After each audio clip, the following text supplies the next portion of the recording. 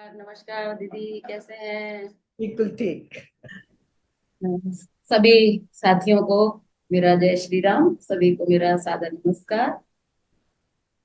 पहले भी आप लोगों के साथ बातचीत करने का मुझे मौका मिला और वृंदावन में भी जाकर मुझे काफी अच्छा लगा।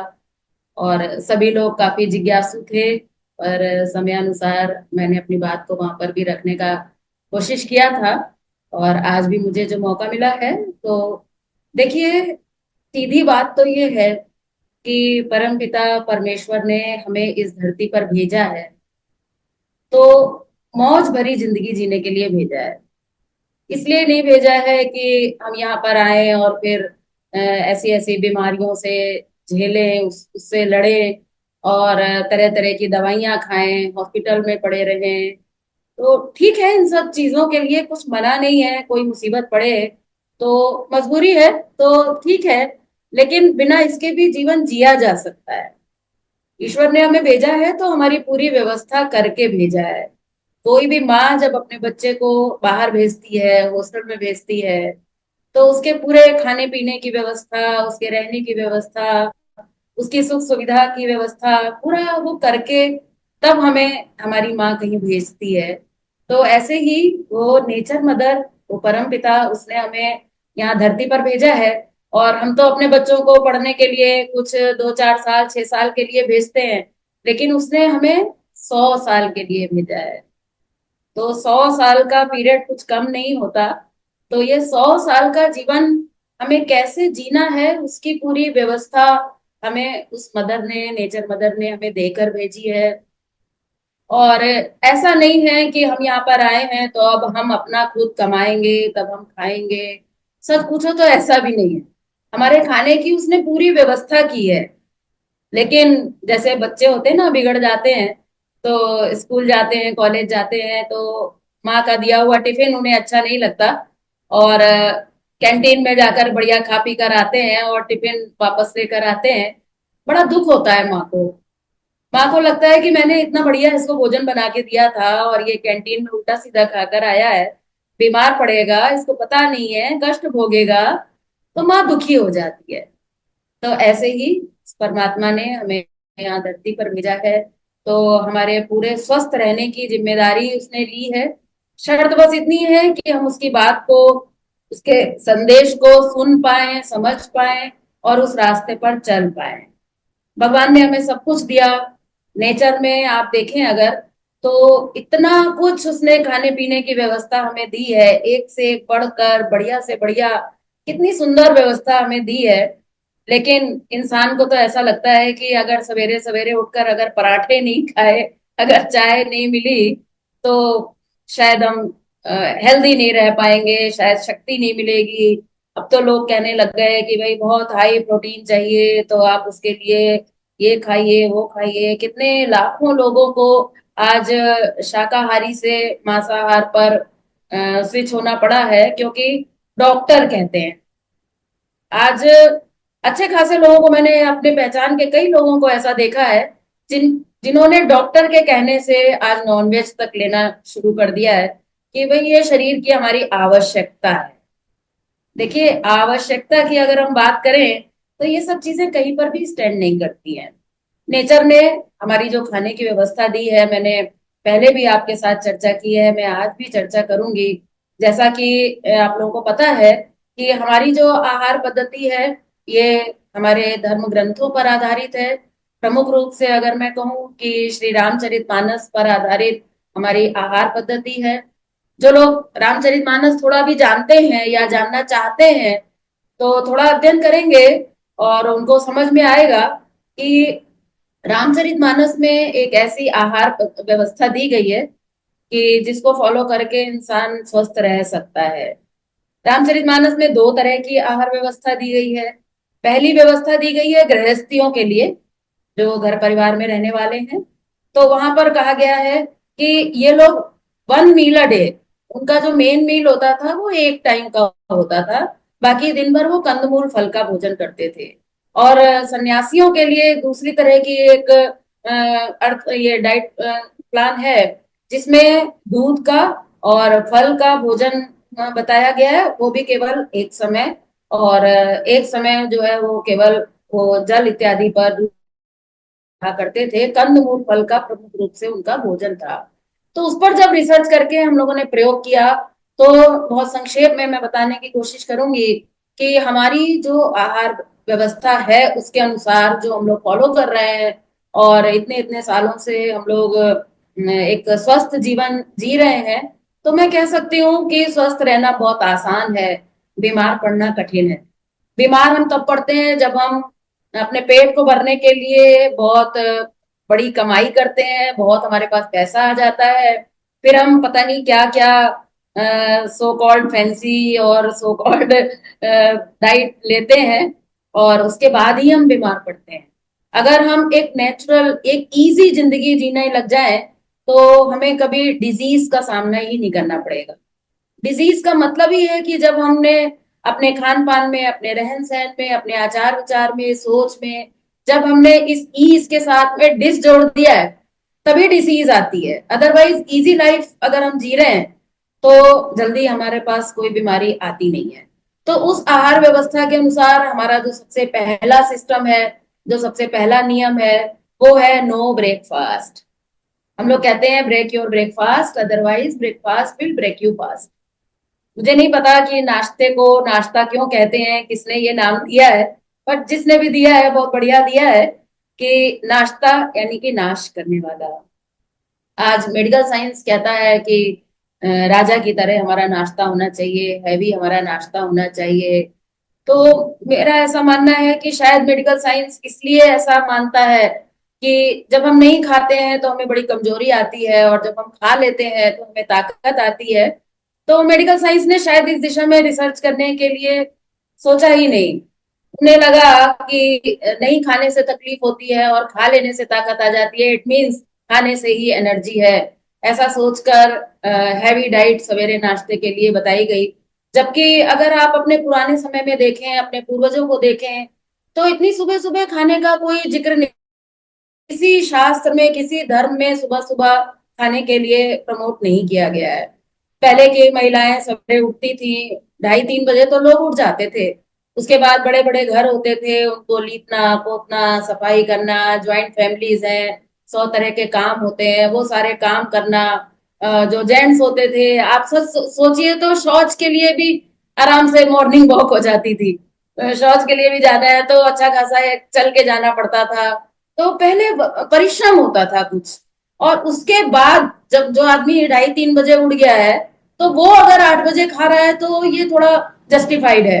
बट अगर हम 7 बजे सोकर उठ रहे हैं, 7:30 बजे सोकर उठ रहे हैं, और उसके बाद हम 8 बजे खाने बैठ जाते हैं, तो ये हाईली अनजस्टिफाइड है, और ये बीमारियों का सबसे बड़ा रीजन है। इसलिए फूड से एनर्जी का संबंध नहीं है।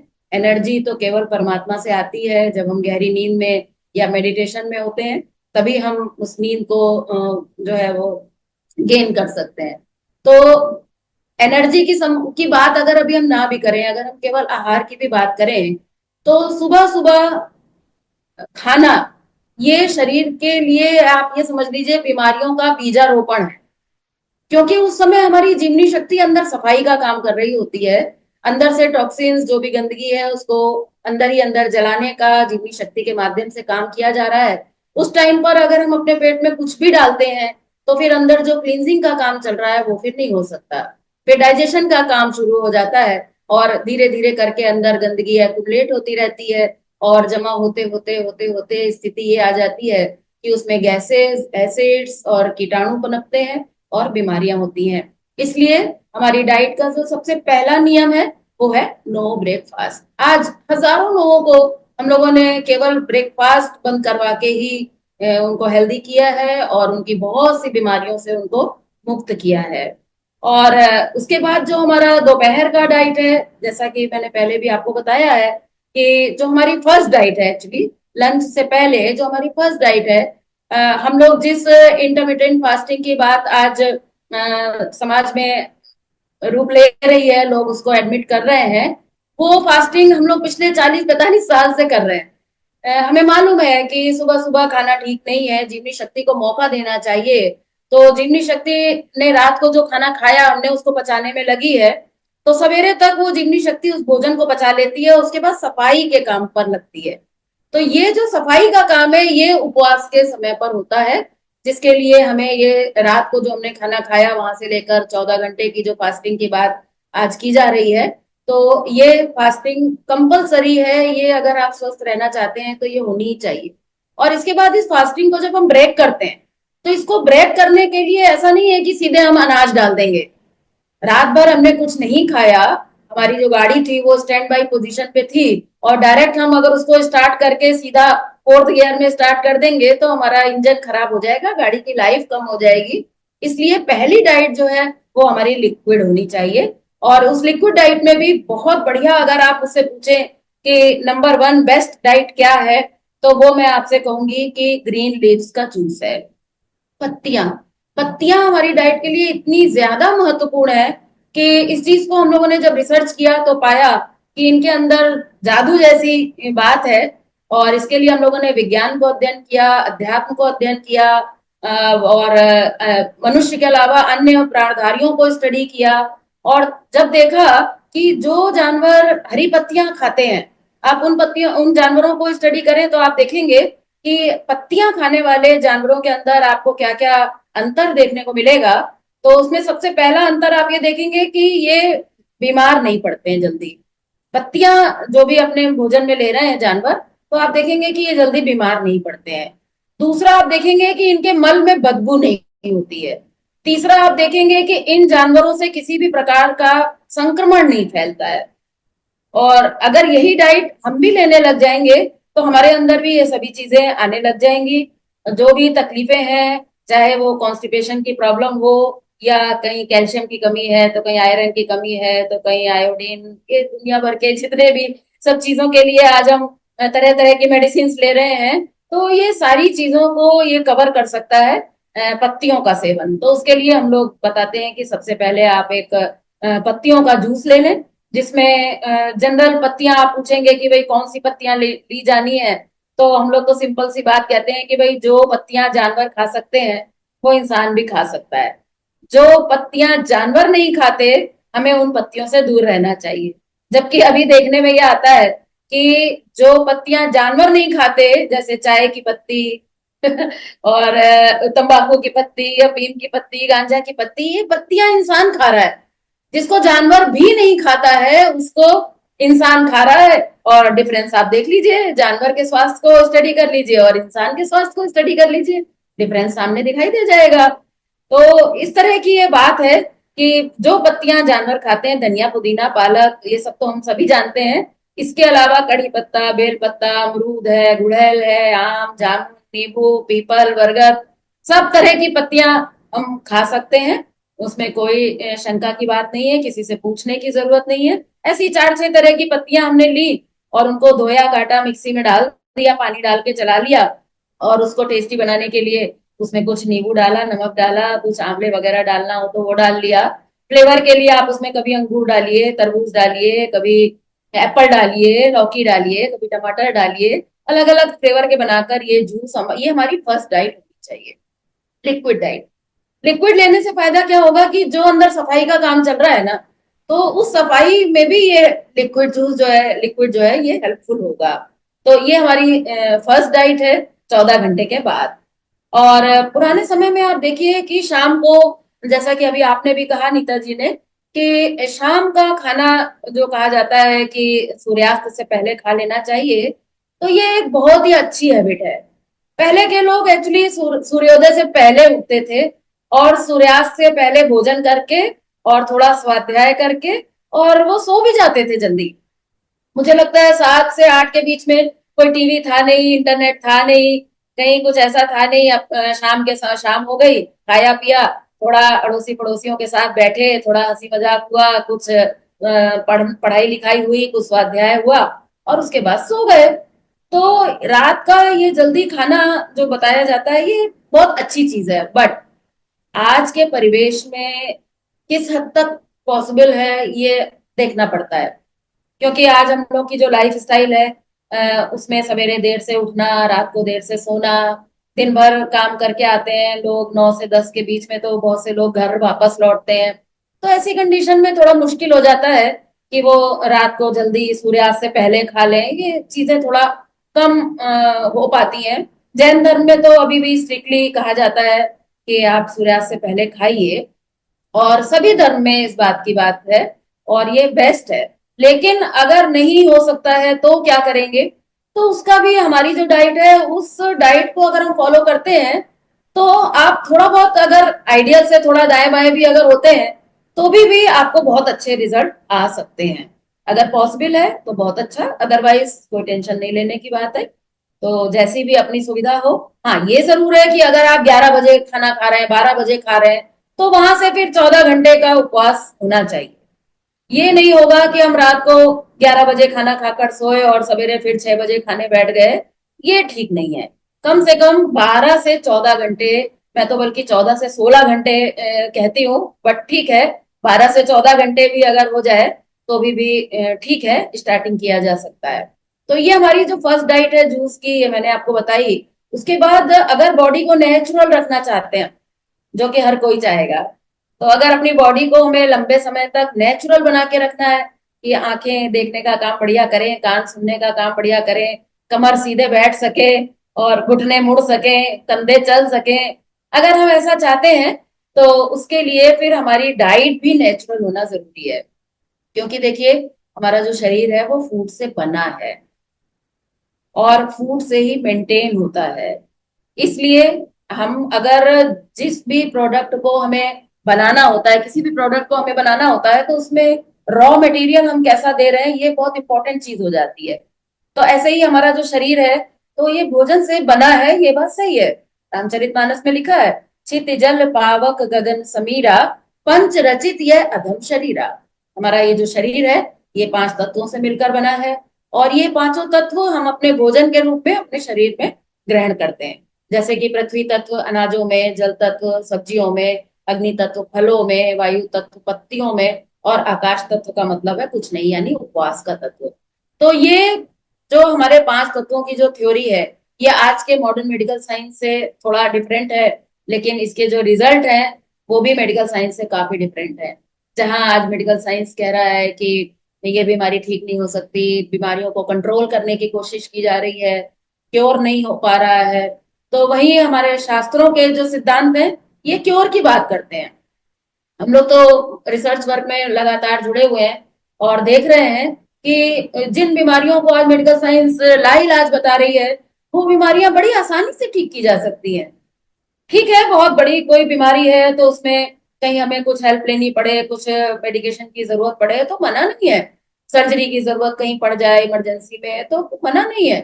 बट हम दवाइयों के बिना स्वस्थ नहीं रह सकते, ये कॉन्सेप्ट ठीक नहीं है। और आज एक ऑनेस्ट डॉक्टर इस बात को जानते हैं, मानते हैं, समझते हैं कि दवाइयों से स्वास्थ्य का संबंध है नहीं। ये दवाइयां हमें केवल राहत दे रही हैं, हमारे सिम्टम्स में हेल्पफुल है, सिम्टम्स को सप्रेस करने के लिए यूजफुल है, लेकिन बीमारियों को क्योर नहीं कर पा रही। इसलिए अगर अपनी बॉडी को हमें फिर से नेचुरल कंडीशन में लाना है, जो कि अननेचुरल हो चुकी है, तो उसके लिए हमें अपने भोजन को नेचुरल की तरफ ले जाना पड़ेगा। तो दोपहर का जो हमारा भोजन है एक समय का, वो अननेचुरल सॉरी वो नेचुरल डाइट है, जिसमें नेचर मदर के द्वारा दिया गया जो कुछ भी भोजन है वो हम ले सकते हैं। कोई बहुत कॉस्टली लेने की जरूरत नहीं है, कोई अंगूर अनार की जरूरत नहीं है। सीधा सच्चा, कहते हैं हम लोग कि जो भी प्रकृति ने दिया, कच्चा आहार, नेचुरल डाइट हमारी दोपहर की ये होनी चाहिए। इसमें आप ऐसा कर सकते हैं कि थोड़ा सा स्प्राउट्स ले लिया। स्प्राउट जो है ये अनाज है, पृथ्वी तत्व है, लेकिन जब इसमें अंकुर निकल आते हैं, स्प्राउट हो जाता है, तो ये इसका गुणधर्म बदल जाता है और ये भी फल की कैटेगरी में आ जाता है। तो दोपहर में जो हमारा भोजन होना चाहिए, वो पहले हमने सुबह से लेकर 14 घंटे उपवास किया, आकाश तत्व लिया, और उसके बाद अब हमें थोड़ी पत्तियां ली हमने, ये वायु तत्व लिया, और अब हमारा नंबर आता है फल का। तो ये जो फल है, फल मतलब जो भी जमीन के ऊपर पैदा हो रहा है। कंद जो है जमीन के नीचे पैदा हो रहा है, और जो जमीन के ऊपर पैदा होता है वो सब कुछ फल है। चाहे वो लौकी कद्दू हो, टमाटर खीरा हो, गाजर मूली हो, और चाहे पपीता अंगूर अनार हो, ये सब कुछ फल ही है। तो दोपहर में हमारी ये डाइट होनी चाहिए, थोड़ा सा अंकुरित ले लिया, और उसमें जो कुछ भी मिल जाए सीजन के हिसाब से, खीरा गाजर ककड़ी मूली धनिया पुदीना पालक, और चाहे तो आप इसमें किशमिश खजूर ऐसा डालकर और भर पेट आप इसको खा सकते हैं। तो ये हमारा दोपहर का लंच है। और उसके बाद जो हमारा रात का खाना है, उसमें हम लोग कहते हैं कि ठीक है, दोपहर में आपने मदर का दिया हुआ खाया, नेचर मदर का दिया हुआ खाया, और अब आप पत्नी का दिया हुआ खा सकते हैं। तो जो आपको अच्छा लगे, जो रुचे सो पचे, जो आप खाना चाहते हैं वो खा सकते हैं। उसमें भी बस थोड़ा ध्यान रखें, 80% सब्जियां हो और 20% अनाज। ये हमारा एक बहुत संक्षिप्त सा, मैंने आपको एक बार रिवीजन के लिए अपना डाइट चार्ट बताया कि ये डाइट अगर हम फॉलो करेंगे तो देखेंगे कि जो भी बीमारियां हैं उसमें बहुत जबरदस्त फायदा होने लग जाएगा। बीमारियां अपने आप हमें छोड़कर भागने लग जाएंगी। नई बीमारियों का आना धीरे धीरे कंट्रोल होने लग जाएगा, और नई बीमारियां नहीं आएंगी। आप भूल जाएंगे कि आपको हर सर्दियों के मौसम में जुकाम होता था। आप भूल जाएंगे कि मुझे अब सर्दी हुए कितने दिन हो गए। पहले हर सीजन में बुखार आता था, अब आप देखेंगे ये छोटे मोटे परिवर्तन आप अपने अंदर देखेंगे। पहले आप नीचे नहीं बैठ पाते थे, बाल्टी लगाकर नहीं बैठ पाते थे, आपको पता भी नहीं चलेगा कि कब आपसे ऐसा होने लग गया। तो ये छोटे मोटे चेंजेस आप बहुत जल्दी इस डाइट के साथ में देख सकते हैं। जहां तक बात है कि आजकल भोजन के संबंध में इतना व्हाट्सएप पर आता है, इतना सोशल मीडिया पर तरह तरह का ज्ञान होता है कि हमारे को भी समझ में नहीं आता है क्या सही है क्या गलत है, क्या फॉलो करें क्या ना करें।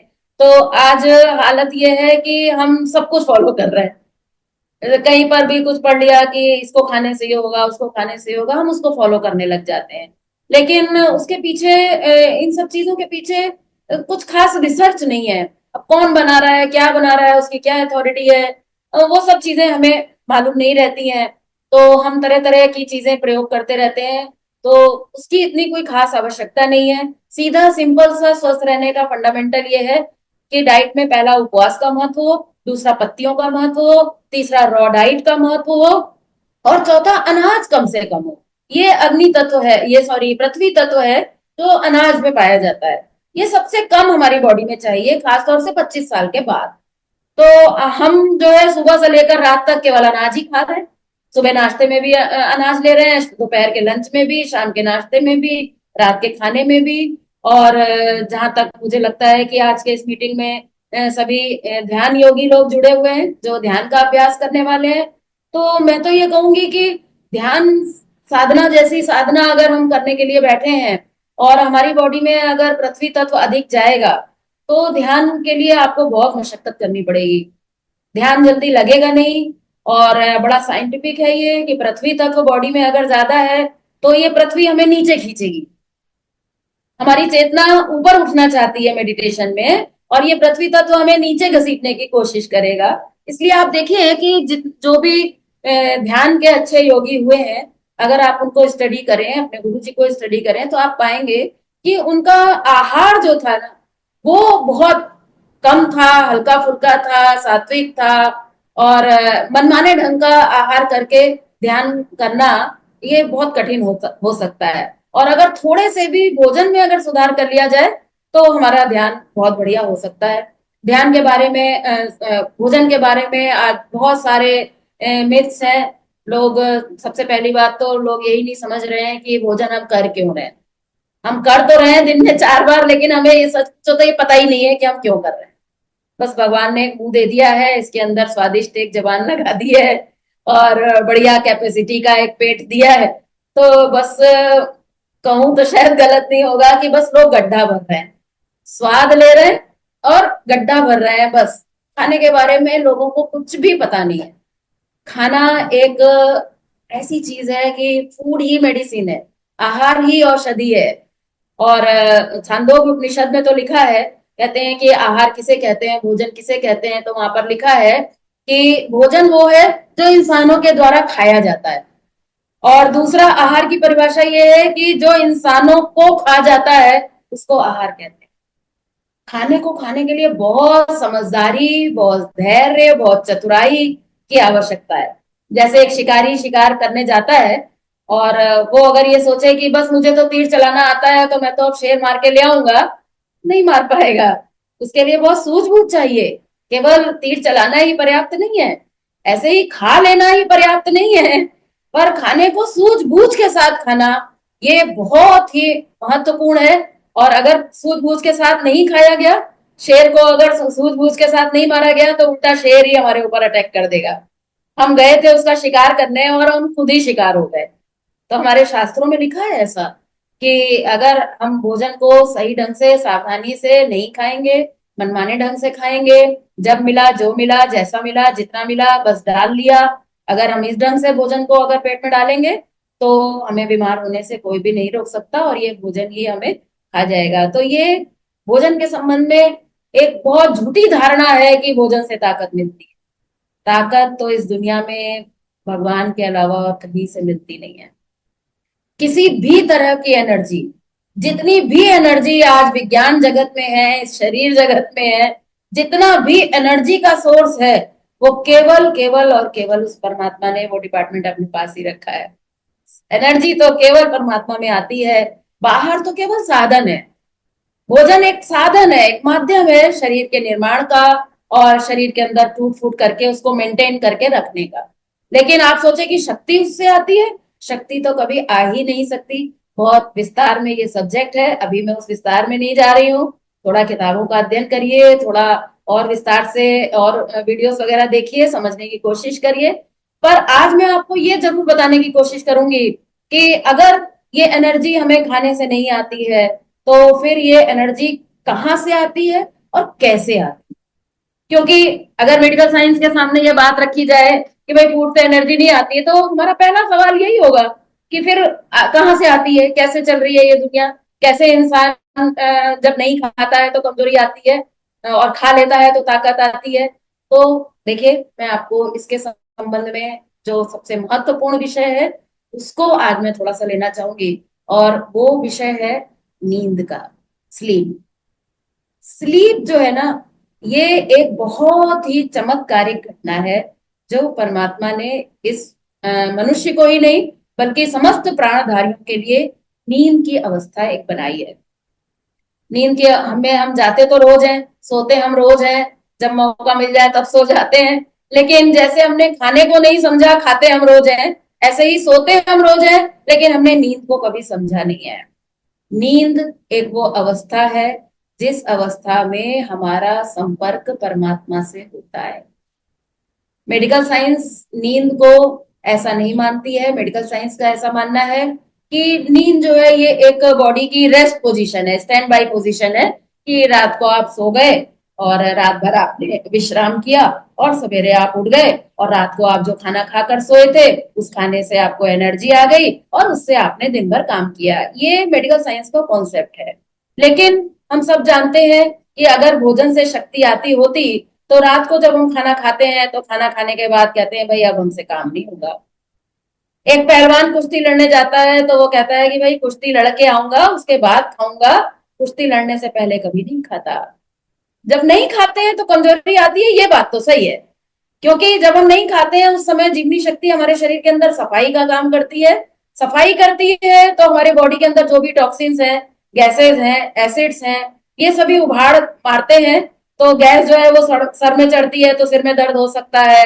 एसिड जो है ये जब उभाड़ पर आता है तो जलन हो सकती है, उल्टी की इच्छा हो सकती है, आंखों के आगे अंधेरा छा सकता है, कहीं पे बॉडी के किसी पार्ट में जलन की स्थिति आ सकती है। तो ये सभी एसिड्स के लक्षण हैं जो अपने उभाड़ पर होते हैं, जो साफ होने के लिए, बाहर निकलने के लिए अपना रास्ता बनाते हैं। इसलिए हमें ना खाने पर तकलीफ होती है। और जब हम खा लेते हैं तो वो सफाई का जो कार्यक्रम अंदर चल रहा था वो सप्रेस हो जाता है। डाइजेशन का काम शुरू हो गया, सफाई का काम बंद हो गया, जिसकी वजह से हमें ऐसा लगता है कि हमने खा लिया तो ताकत आई। खाने से ताकत का संबंध नहीं है। ताकत तो केवल हमें गहरी नींद में आती है। जब हम रात को गहरी नींद में सो जाते हैं उस समय एक बहुत खास घटना घटती है। और वो घटना ये है कि कबीर दास जी ने एक बहुत सुंदर बात कही है। कहते हैं कि जब मैं था तब हरि नहीं, अब हरि है मैं नहीं। इंसान के जीवन में जब भी मैं शून्य हो जाता है, चाहे एक क्षण के लिए हो, एक सेकंड के लिए हो या एक घंटे के लिए हो, जब भी जिस भी स्थिति में जिस भी परिस्थिति में हमारा मैं जीरो हो जाता है, शून्य, समझ लीजिए वो वही वो क्षण होता है जब हम परमात्मा के साथ जुड़े होते हैं। वही वो क्षण होता है जब हम उससे जुड़कर उस परमात्मा की एनर्जी से एनर्जाइज होना शुरू हो जाते हैं। जैसे हम अपने मोबाइल की बैटरी को चार्ज करने के लिए करंट से कनेक्ट करते हैं और हमारी मोबाइल की बैटरी चार्ज हो जाती है, ऐसे ही हमारा शरीर चार्ज होता है उस परमात्मा की शक्ति से, जब डीप स्लीप की पोजीशन में हमारा अहंकार शून्य हो जाता है, हमारा मैं शून्य हो जाता है, और उस स्थिति में हम उस ईश्वर के साथ जुड़ जाते हैं। इसीलिए आपने देखा होगा जब गहरी नींद आती है तो सोकर उठते हैं तो हम कहते हैं कि आज बड़े आनंद से। कहाँ से आया ये आनंद? ये आनंद हमें अंदर से आया। ये कोई रसगुल्ले का आनंद नहीं है, ये कोई पिक्चर का आनंद नहीं है। ये आनंद आया है जब हमारा मैं का विलय। तो ये कहलाती है नींद की पोजीशन। इसके ऊपर जब रिसर्च किया गया तो देखा गया, पाया गया कि रात को जब हम सोए तो हमारा एनर्जी लेवल लगभग ना के बराबर था। एकदम थक गए थे, कुछ भी काम करने की एनर्जी नहीं बची थी और हम थक कर सो गए थे। एनर्जी लेवल हमारा एकदम डाउन था। सवेरे जब हम सोकर उठे तो हमारा एनर्जी लेवल फुल है। अगर नींद बढ़िया आ गई तो हमारी बैटरी फुल चार्ज है। अब अगर हमारी बैटरी फुल चार्ज है इसका मतलब है कि चार्जिंग हो गई ना। और चार्जिंग अगर हुई है तो एक विज्ञान का विद्यार्थी जानता है कि अगर चार्जिंग हुई है तो इसका मतलब सोर्स ऑफ एनर्जी कुछ ना कुछ तो रहा होगा जहां से वो चार्ज हुआ होगा। तो उस परमात्मा की शक्ति से डीप स्लीप में हमारा शरीर चार्ज होता है। और सेम यही शक्ति हमें प्राप्त होती है मेडिटेशन में। सेम तो नहीं कहूंगी, दोनों एनर्जी में बहुत डिफरेंस है। नींद में हमें जो शक्ति प्राप्त होती है ये केवल शारीरिक शक्ति होती है। और आप ये समझ लीजिए कि बस इतनी होती है कि हमारा वॉलेट थोड़ा रिचार्ज हो जाता है अपने दिन भर के काम धंधे करने के लिए। बाकी बैलेंस ज्यादा नहीं होता है इसमें। दिन भर आप काम कर लीजिए, रात तक फिर आपका वॉलेट खाली हो जाएगा। तो ये परमात्मा ने एक सभी के लिए बनाया है, मानव मात्र के लिए, प्राणी मात्र के लिए। जितने जानवर हैं उनके लिए भी ये स्लीप की पोजीशन बनाई गई है कि वो भी सोते हैं और अगले दिन अपना काम कर पाते हैं। तो इससे हमें जो स्वास्थ्य मिला और जो शक्ति मिली ये दिन भर के काम करने भर की मिलती है। इसीलिए आप देखते हैं कि जिस दिन आप अच्छे ढंग से सो नहीं पाते हैं उस दिन आपने चाहे कितना भी बढ़िया भोजन कर लिया हो रात में, लेकिन अगले दिन आप अपना काम अच्छे से नहीं कर पाते हैं। और अगर आपने रात को खाना ना भी खाया हो किसी दिन, लेकिन नींद अगर बहुत बढ़िया आ जाए तो सवेरे आप देखते हैं कि बॉडी में फुल एनर्जी रहती है, उसमें एनर्जी की कोई कमी नहीं रहती है। तो यानी कि हमारा शरीर इस एनर्जी से चार्ज होता है। लेकिन जो ध्यान की एनर्जी है, देखिए मनुष्य को स्वास्थ्य, शक्ति, आनंद, ज्ञान और प्रेम, ये 5 एनर्जी इंसान को अपने जीवन में चाहिए। तो जो स्वास्थ्य है और जो शक्ति है ये काफी हद तक हमें नींद के माध्यम से काफी हद तक हम गेन कर सकते हैं। एक जानवर, एक घोड़ा, एक बैल, घोड़ा गाड़ी, ये सभी लोग ध्यान नहीं करते हैं लेकिन सोते हैं और अपने जीवन को आराम से चला पाते हैं। लेकिन अगर हमें आनंद चाहिए, अगर हमें ज्ञान चाहिए, अगर हमें प्रेम चाहिए तो ये नींद से मिलने वाला नहीं है। क्यों?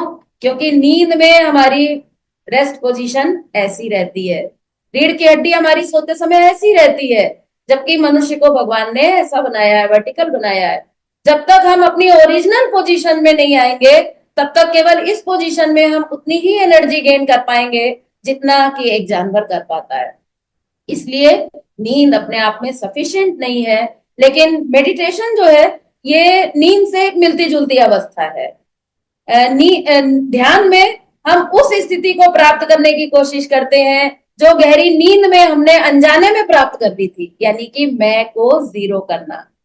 मैं शून्य हूं, अपने अस्तित्व का विलय करना, अपने विचारों का विलय करना, अपनी सोच का विलय करना और अपने आप का विलय करना, अपने आप का समर्पण करना, ये ध्यान कहलाता है। और ये हमें इस पोजीशन में इस एनर्जी को हम प्राप्त कर सकते हैं। इसीलिए ध्यान और नींद कुछ कुछ मिलती जुलती अवस्था है, लेकिन फिर भी दोनों में बहुत बड़ा अंतर है। और नींद के बारे में भी आज लोगों के मन में बड़े भ्रम रहते हैं कि नींद हमें कितनी लेनी चाहिए, एक इंसान को कितना सोना चाहिए। तो लोग नींद के नाम पर बहुत ज्यादा सोते हैं। और एक व्यक्ति ने तो मुझसे ये भी प्रश्न किया कि आप कहते हैं कि नींद में हमारी बॉडी चार्ज होती है, तो फिर ध्यान की जगह अगर नींद को ही बढ़ा दिया जाए तो कैसा रहेगा? अभी तो रात में एक ही बार सोते हैं, क्यों ना हम दिन में भी सो लिया करें। तो देखिए ऐसा नहीं है। सच बात तो ये है कि बैटरी से अगर हम इसकी तुलना करें, नींद में शरीर की चार्जिंग की तुलना अगर हम एक बैटरी से करें तो हमें ज्यादा समझने में आसानी होगी। जैसे एक अच्छी बैटरी होती है, चाहे मोबाइल की हो चाहे इन्वर्टर की हो, कोई भी बैटरी अच्छी अगर होती है, अच्छी क्वालिटी की होती है, नई होती है, तो कम समय में चार्ज हो जाती है। फास्ट चार्जिंग, आजकल फास्ट चार्जर आ गए हैं, फास्ट चार्जर लगा दीजिए तो फटाफट चार्ज हो जाती है। अच्छी बैटरी की पहचान ये है जो बैकअप ज्यादा दे और चार्जिंग पीरियड उसका कम। तो इसी तरह शरीर भी वो अच्छा है जो कम नींद में ज्यादा चार्ज हो सके, वो शरीर अच्छा है। ना कि वो शरीर अच्छा है जो 8-8 घंटे सो रहा है और उसके बाद जब सोकर उठता है तो 12 बजे तक फिर से उसको आलस आने लगता है, फिर से नींद आने लगती है। तो इसका मतलब है कि हमारा शरीर अभी शुद्ध नहीं है। इसका मतलब है कि अभी हमारा खान पान ठीक नहीं है। इसका मतलब है कि हम तनाव में है। इसका मतलब है कि हमारी नींद जो है वो हमें देखने की जरूरत है कि हमारी नींद सही नहीं हो रही है। अगर हमारी नींद अच्छी होगी, अगर हमारा शरीर शुद्ध होगा, तो आप देखेंगे कि कम समय में ज्यादा बढ़िया बैटरी चार्ज होगी और बैकअप बहुत लंबा देगी। शरीर शुद्ध शरीर, स्वस्थ शरीर की पहचान ही यही है कि लंबे समय तक काम करे, फिर थोड़ा थके, फिर वो थोड़ा नींद ले, थोड़ी नींद से वो चार्ज हो जाए और उसके बाद फिर लंबे समय तक काम कर सके। खराब शरीर वो है जो थोड़ा सा काम करे, थक जाए, फिर लंबी नींद ले और उसके बाद फिर सोकर उठे, फिर वो थोड़ा सा काम करे, फिर उसको सोने की जरूरत पड़े। तो सोने की आवश्यकता किस मनुष्य को कितनी है, ये हमें कोई डॉक्टर नहीं बताएगा। ये डिपेंड करेगा कि हमारे हमारा शरीर कितना शुद्ध है। अगर हमारे शरीर में अनाज ज्यादा जा रहा है तो हमारी नींद ज्यादा हो जाएगी। अगर हमने गरिष्ठ भोजन लिया है तो हमारी नींद तो हमें ज्यादा नींद की जरूरत पड़ेगी। जितने योगी होते हैं, जितने साधक होते हैं, जितने संत होते हैं, जो साधना करने वाले साधक हैं, आप देखिए उनकी नींद कब हो जाती है। हमारे गुरु जी तो 2 घंटे सोते थे, तो उठ उठ के बैठ जाते थे, हो जाती थी उनकी नींद पूरी। तो लेकिन फिर भी ठीक है, एक साधारण एक एवरेज अगर मैं कहूँ तो 6 घंटे से ज्यादा तो बिल्कुल भी नींद की आवश्यकता नहीं है। 6 घंटे भी ज्यादा ही है। एक साधना करने वाले, जैसे आप सब ध्यान करने वाले लोग हैं, तो ध्यान करने वालों को एक 4 से 5 घंटे की नींद काफी होगी। इससे ज्यादा सोने की आवश्यकता है नहीं। अगर इससे ज्यादा हमको आवश्यकता पड़ रही है तो फिर हमें अपने खाने को देखना पड़ेगा और अपने लाइफ स्टाइल में थोड़ा सुधार करने की जरूरत पड़ेगी। बहुत देर से जो हम खा रहे हैं उसको थोड़ा ठीक करना पड़ेगा, जो बहुत देर से हम सोकर उठ रहे हैं उसको हमें ठीक करना पड़ेगा। तो ये सारी चीजें हैं जो डिपेंड करेंगी कि कैसे हमारा शरीर ज्यादा शुद्ध हो सके, कैसे हमारी नींद कम हो सके। तो ये नींद अपने आप में बहुत बड़ा साइंस है और इस नींद के माध्यम से भी हम अपने शरीर को ठीक बना सकते हैं। इसीलिए आप देखिए कि जितने भी पेशेंट्स होते हैं, डॉक्टर उनको जो मेडिसिन देते हैं, एलोपैथिक में तो लगभग जितनी भी दवाइयां हैं सब में कुछ ना कुछ नींद की दवा की मात्रा कुछ ना कुछ होती है। अगर एक पेशेंट सो रहा है और अगर उसके बहुत इंपॉर्टेंट इंजेक्शन का टाइम हो गया, तो आप डॉक्टर से पूछिए कि साहब पेशेंट तो अभी सो रहा है, क्या करें? तो डॉक्टर कहेगा कि थोड़ा सोने दीजिए, कोई बात नहीं, आधे घंटे बाद इंजेक्शन लग जाएगा। सोना हमारे शरीर के लिए बहुत ही महत्वपूर्ण है, लेकिन इतना महत्वपूर्ण नहीं है कि हमें जब देखो तब नींद आती रहे। ये कोई अच्छी चीज नहीं है। दिन भर में एक बार सोए, दोपहर में सोना अच्छी बात नहीं है।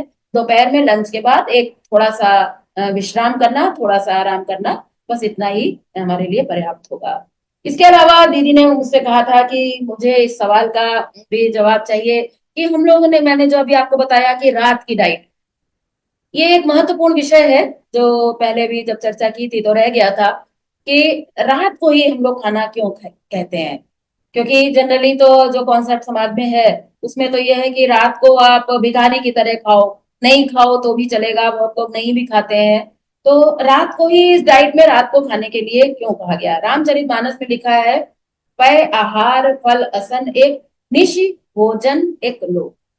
रामचरितमानस में लिखा है कि वहां पे रात में एक समय का भोजन बताया गया है। इसके बहुत सारे पॉइंट्स हैं जो बड़े महत्वपूर्ण हैं समझने के लिए। इसमें ये समझ लीजिए मोटा मोटा कि खाने का सबसे पहला नियम ये है कि भोजन जो है ये शरीर के निर्माण और टूट फूट की मरम्मत के लिए।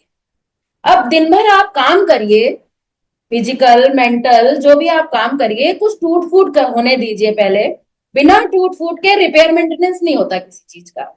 कोई भी चीज बिना टूटे हम उसको पहले ही रिपेयर करने लग जाए तो ये मूर्खता होगी। पहले टूट फूट है, उसके बाद रिपेयर मेंटेनेंस है। तो इसलिए दिन भर आप आराम से पहले काम करिए, शरीर के अंदर थोड़ी टूट फूट होने दीजिए, और उसके बाद रात का आपको भोजन लेना चाहिए।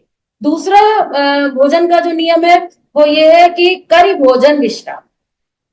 रामचरितमानस में लिखा है करी भोजन विश्राम। भोजन हमें मेन मील जो है वो हमें तभी लेना चाहिए जब हमारे पास सोने की व्यवस्था हो, आराम करने का हमारे पास समय हो। अगर किसी दिन हमें खाना खा के भागना है तो अच्छा रहेगा कि आप ना खाएं या बहुत हल्का फुल्का खा लें। लेकिन अगर आपने पूरा डाइट ले लिया और उसके बाद आप दौड़ रहे हैं, भाग रहे हैं, तो आयुर्वेद कहता है कि भोजन करने के बाद जो परिश्रम करता है, दौड़ लगाता है, भागता है, तैराकी करता है, इस जो भी ऐसे शारीरिक काम करता है, उसके पीछे मौत दौड़ती है। इसलिए पहले परिश्रम करिए, फिर भोजन लीजिए और फिर विश्राम करिए। तो उस हिसाब से देखा जाए तो ये रात का भोजन उचित है। रात को ही भोजन एक समय का हम लोग लेते हैं। मैं पिछले लगभग 42 साल से रात को एक समय ही भोजन ले रही हूँ। आराम से आप खाने के बाद कुछ 40-50 कदम अगर चलना है तो चलिए। बाकी हम लोग तो रात को कोई खाने के बाद टहलने के लिए भी नहीं कहते हैं, क्योंकि देखिए दिन भर में जीवनी शक्ति हमारी काफी खर्च हो चुकी है। सुबह से लेकर रात तक बेचारी काम में लगी थी, कितने तरह के उसने काम किए। तो अब वो जीवनी शक्ति हमारे पास थोड़ी बची है। मैंने बताया था ना, वॉलेट चार्ज हमारा रात तक आते आते लो बैलेंस पर आ गया है। तो अब जब रात को लो बैलेंस है और उसके बाद अगर हम ये खाना डालते हैं तो जीवनी शक्ति बहुत तेजी से खर्च होती है। तो अगर उस टाइम पर हम खाने के पाचन के अलावा उसको और भी काम दे देंगे कि भाई तुम घूम भी लो, टहल भी लो और परिश्रम भी कर लो, तो जीवनी शक्ति है तो उतनी रिजर्व है जितनी हमारे पास बची है। तो वो जीवनी शक्ति अनावश्यक कामों में से हमें बचानी चाहिए। इसलिए हमें किसी भी प्रकार का ना तो फिजिकल ना मेंटल किसी प्रकार का कोई काम नहीं करना चाहिए। जैन धर्म में भी जहां पर बहुत स्ट्रिक्टली कहा जाता है कि खाने के बाद आप जल्दी सो जाइए, तो वहां पर भी यही कहा गया है कि भोजन के बाद थोड़ा स्वाध्याय करिए, थोड़ा सा कुछ अध्ययन करिए, कुछ अच्छा चरित्र पढ़िए, भगवान का चरित्र पढ़िए, अच्छी किताबें पढ़िए। और मोबाइल का डेटा तो खाने के साथ ही बंद हो जाए तो बहुत ही अच्छा है। मैं तो लोगों से हाथ जोड़कर निवेदन करूंगी कि सोने से कम आधा पौने पौने घंटे पहले तो हमें अपना मोबाइल का डेटा ऑफ कर देना चाहिए। क्योंकि ये हमारी नींद को इतनी बुरी तरह से प्रभावित कर रहा है। लोग समझ नहीं रहे हैं कि इस समय सबसे बड़ी बीमारी जो है ये हमारा मोबाइल डेटा है, जो हमारे मस्तिष्क को खराब कर रहा है, हमारे ध्यान की साधना को प्रभावित कर रहा है। इसके अलावा नींद हमारी बहुत ज्यादा डिस्टर्ब हो रही है, हम स्ट्रेस में आ रहे हैं और हार्ट की प्रॉब्लम्स बहुत ज्यादा बढ़ रही हैं मोबाइल की वजह से। इसलिए दिन में आप देखिए या सोने से पहले आप कम से कम आधे घंटे पहले आपको जो देखना है थोड़ा बहुत वो आप देख लीजिए। और सोने से पहले तो हमें कम से कम 40-45 मिनट पहले इसको बंद कर देना चाहिए, और सोने से पहले एक 15-20 मिनट संभव हो तो थोड़ा मेडिटेशन करके हमें तभी सोना चाहिए, ताकि आपकी नींद बहुत अच्छी आए, नींद बहुत गहरी आए। नींद अगर बहुत गहरी आएगी तो सवेरे भी उठकर आप जब मेडिटेशन बैठेंगे तो आप एकदम फ्रेश महसूस करेंगे और सवेरे आप जल्दी उठ भी पाएंगे। तो ये जो रात का खाना मैंने आपको बताया, ये इसीलिए बहुत महत्वपूर्ण है क्योंकि खाने का उद्देश्य है रिपेयर मेंटेनेंस, और ये रिपेयर मेंटेनेंस हमें टूट फूट के बाद रात में एक बार करनी चाहिए। और ये मेन मील डे है। हैवी भोजन जो है ये हमें रात को सारे कामों से निपट कर ही लेना चाहिए। देखिए हमारे जो सिद्धांत हैं ये शास्त्र सम्मत है, विज्ञान सम्मत है, प्रैक्टिकल है, हम लोग इतने इतने सालों से फॉलो कर रहे हैं। लेकिन हाँ फिर भी लोगों को समझने में थोड़ा मुश्किल होती है। और वो मुश्किल इसलिए होती है क्योंकि आज कॉन्सेप्ट समाज में इतना ज्यादा चल रहा है कि सुनने में काफी उल्टा लगता है। ये कॉन्सेप्ट सुनने में काफी उल्टा लगता है, लेकिन मैं आपसे ये भी कहूंगी साथ में कि ये रिजल्ट भी हमारे उलटने में सक्षम है। आज हमारी जो बीमारियां हम जो लड़ रहे हैं उनसे और वो ठीक नहीं हो पा रही हैं, इस रिजल्ट को भी उलटने वाली ये डाइट है जो मैंने अभी आपको बताई है।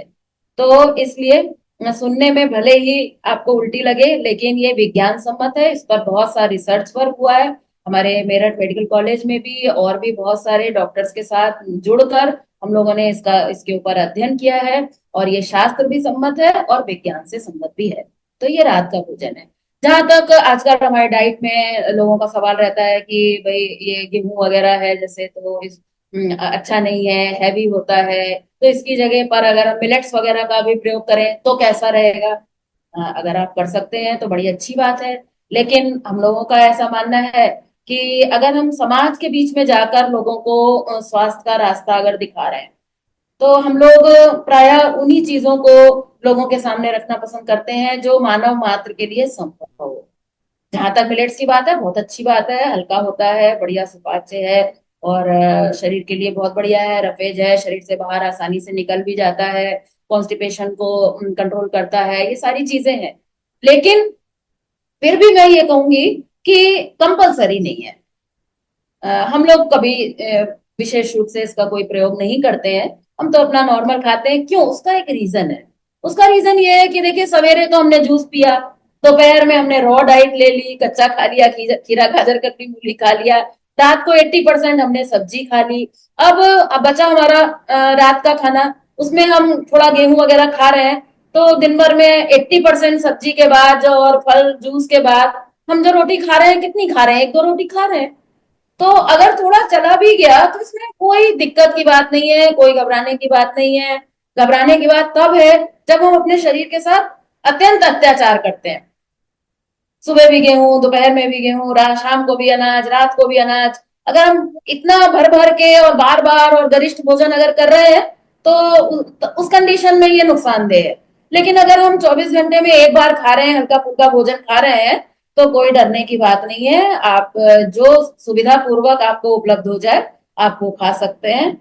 इसमें मेरी तरफ से कोई ऐसा स्पेशल रिकमेंडेशन नहीं है कि नहीं आप मिलेट्स का प्रयोग अवश्य करें। लेकिन हाँ, अगर आप करते हैं तो अच्छी बात है, उसमें कोई बुराई नहीं है, बढ़िया है, आप उसका प्रयोग कर सकते हैं। इसी प्रकार हम लोग दूध के बारे में भी हमारे जो विचार हैं वो भी मैं 2 मिनट आपसे शेयर करना चाहूंगी।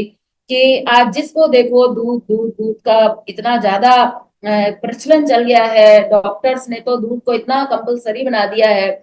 और ये आप देखेंगे कि प्रोटीन का जो आज शोर इतना है कि इतना प्रोटीन उतना प्रोटीन, बच्चे भी प्रोटीन खा रहे हैं, बूढ़े भी प्रोटीन खा रहे हैं। जो डाइट मैं आपको बता रही हूँ, इस डाइट में एक इंसान के लिए एक बैलेंस डाइट है। जो कुछ भी चाहिए सब कुछ आपको इसमें मिल जाएगा।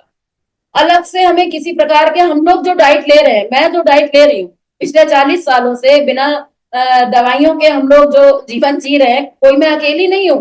लाखों लोग हैं जो इस डाइट पर चलकर अपनी बीमारियों से मुक्त हो रहे हैं। तो कैलोरी की बात करो तो हम लोग की कैलोरी मुश्किल से 700-800 कैलोरी, 1000 मान लेते हैं चलिए। जहां लोग 3-3 हजार कैलोरी खा रहे हैं, वो हम लोग इतना इतने कैलोरी पर रह रहे हैं। ऐसे ही प्रोटीन की अगर हम लोग बात करें तो हम अलग से कोई प्रोटीन, शायद ही हम कभी 4 महीने में एक बार पनीर खाते होंगे, या कुछ एक्स्ट्रा कुछ खाते होंगे प्रोटीन के नाम पर। बट हमारे हमारी बॉडी में प्रोटीन की कमी क्यों नहीं है? एक्चुअली बात क्या है कि प्रोटीन हमें ऊपर से डालने की बात नहीं है। प्रोटीन आपने डाल तो लिया ऊपर से बहुत, लेकिन आपके बॉडी का जो डाइजेस्टिव ट्रैक है, जो डाइजेस्टिव सिस्टम है, हमारे अंदर का जो पूरा संस्थान है, वो उसको झेल झेल सक रहा है क्या? वो उसको पचा पा रहा है क्या? इतने ऐसे ऐसे पेशेंट्स जिनके शरीर में बिल्कुल जान नहीं है, और डॉक्टर्स उनको इतना प्रोटीन खिला रहे हैं, कैंसर पेशेंट्स को इतना प्रोटीन खिलाया जा रहा है, क्या उनकी बॉडी उस प्रोटीन को झेल पाएगी क्या? पहले शरीर को शुद्ध करिए। शरीर अगर हमारा शुद्ध है तो अपने आप ही उसमें इन चीजों की रिक्वायरमेंट इतनी ज्यादा है ही नहीं। डालने की एक्चुअली बहुत कम रिक्वायरमेंट है, निकालने की ज्यादा रिक्वायरमेंट है। आज सारा फोकस हमारा डालने पर है कि हम क्या डालें क्या डालें। हम लोग कहते हैं कि विकारवाद का सिद्धांत है, भीतर से विकार निकालो। पहले पहले कपड़े को साफ करो, फिर इसको डाई के कलर में डालो। अपने कलर में तो डाल दिया उसको एब्जॉर्ब करने के लिए, लेकिन कपड़ा तो गंदा है, तो एब्जॉर्ब क्या करेगा? ऐसे ही हमने चीजें तो बहुत अच्छी अच्छी डाल दी अंदर, लेकिन बॉडी उसको एब्जॉर्ब नहीं कर पा रही है। तो फिर ये मल बन जाएगा, शरीर के अंदर चिपकेगा, और ये बीमारी ही पैदा करेगा। तो इस तरह की ये चीजें हैं। ऐसे ही दूध है, दूध के विषय में हम लोग का ऐसा मानना है कि दूध बच्चों के लिए तो ठीक है, जब तक उनका शरीर बढ़ रहा है, मैक्सिमम एक 25 की एज तक। उसके बाद अगर रेगुलर दूध दिया जाएगा तो ये हमारे शरीर के अंदर एक्सेस कैल्शियम के रूप में जमा हो जाएगा, आज जितने बच्चे हैं, इनको सुबह सुबह जो दूध दिया जा रहा है ये भी ठीक नहीं है। बच्चों को भी सुबह बॉडी में उनके सफाई का काम चल रहा है, थोड़ा सफाई होने दीजिए, थोड़ा लिक्विड डाइट दीजिए, थोड़ा जूस दे दीजिए, थोड़ा नींबू पानी दे दीजिए। दूध अगर उनको देना है तो शाम को दीजिए, 4-5 बजे उनके जो नाश्ते का टाइम होता है उस टाइम पर उनको अगर दूध दिया जाए तो ठीक है। लेकिन 25 साल के बाद अगर आप रेगुलर दूध पियेंगे तो घुटने खराब होंगे ही, आज नहीं तो कल। अभी युवावस्था है तो पता नहीं चलता है, लेकिन धीरे धीरे जो है ये घुटने खराब होने लग जाएंगे। क्यों? क्योंकि दूध जो है इसमें बहुत सारी चीजें हैं। देखिए, सबसे दूध तो अपने आप में एक बहुत बड़ा विषय है, लेकिन 2-4 मिनट में अगर मैं कहूँ इसके बारे में, तो मैं बस यही कह सकती हूँ कि ये दूध दुनिया में सबसे जल्दी सड़ने वाली चीज है। सबसे जल्दी सड़ने वाली चीज दूध है। और बॉडी के अंदर जब सड़न पैदा होती है तो कीटाणु पैदा होते हैं। सबसे ज्यादा इंफेक्शन करने वाली चीज दूध है। हम लोगों ने ऐसे पता नहीं कितने केसेस ठीक किए हैं जहां पर सर्जरी हुई और उसके बाद सारे उनके जो स्टिचेस थे वो सड़ गए, दोबारा दोबारा बार बार ऑपरेट करने की स्थिति आई। और हमारी पहचान में एक लड़का था 30 साल का, उसको डॉक्टरों ने 3 बार ऑपरेट किया, उसका एक्सीडेंटल केस था पैर का। और लास्ट में डॉक्टर ने कह दिया कि पैर काटना पड़ेगा। और नाश्ते में उसको सवेरे दूध दे रहे थे, रात को उसको सोने से पहले दूध दे रहे थे। हम लोग उसको अपने आश्रम ले आए और उसको केवल ग्रीन जूस पर रखा, 5-7 दिन केवल ग्रीन जूस, नथिंग एल्स। बहुत उसकी हालत खराब थी। और 4 दिन के अंदर उसके सारे टाके सूखने लग गए और 16 से 17 दिन के अंदर उसके सारा पूरा हील हो गया पैर। और जहां डॉक्टर कह रहे थे कि काटना पड़ेगा, वहां आराम से आज वो बच्चा जो है वो पूरा स्वस्थ जीवन जी रहा है। दूध जो है ये बहुत जल्दी सड़ता है, बहुत जल्दी इंफेक्शन करता है, हील नहीं होने देता है। हमारी बॉडी के अंदर कहीं भी कोई भी समस्या है उसको हील नहीं होने देता है। इसके अलावा दूध में एक्सेस कैल्शियम है। आज बुढ़ापे में जिस कैल्शियम को ठीक करने के लिए हम दूध पी रहे हैं, तो मैं आपको बताना चाहूंगी कि दूध में एक्सेस कैल्शियम है, इसीलिए हम दूध तो पी रहे हैं लेकिन हमारे घुटने ठीक नहीं हो रहे हैं। डॉक्टर आपको रिकमेंड करता है कि भाई आपके घुटने ठीक नहीं है तो आप दूध लीजिए, और आप दूध लेते हैं। डॉक्टर आपको ये नहीं बताते हैं कि आपके घुटने खराब है तो उसकी डोज कितनी होनी चाहिए, कितना दूध आपको चाहिए, कितना कैल्शियम कम है उसके हिसाब से कितना दूध आपको पीना होगा। ऐसा कुछ नहीं बताते। और लोग बस दूध पी रहे हैं, दूध पी रहे हैं। नतीजा ये है कि कैल्शियम की रिपोर्ट तो ठीक आ जाती है लेकिन घुटने की रिपोर्ट ठीक नहीं आती। इसलिए दूध की 25 साल की उम्र के बाद रेगुलर दूध पिया जाएगा तो ये अच्छे रिजल्ट नहीं लाने वाला है। इसके अलावा दूध जो है यूरिक एसिड बढ़ाता है, कोलेस्ट्रॉल बढ़ाता है, इसलिए हार्ट डिजीजेस वगैरह बढ़ने का रिस्क रहता है। हाँ, दूध के लिए कोई मना नहीं है, आप कभी कभी लीजिए। दूध की बनी कोई चीज खानी है, कभी आइसक्रीम खानी है, कभी खीर खानी है, कभी दही रायता ये वो कुछ थोड़ा बहुत खाना है तो खाइए। लेकिन रेगुलर अगर दूध आप पी रहे हैं तो वो ठीक नहीं है। फिर भी अगर मैं कहूंगी आप दूध पीने के शौकीन हैं तो आप रात को खाना स्किप कर दीजिए, खाने की जगह दूध ले लीजिए। दूध भी अपने आप में पूर्ण आहार है।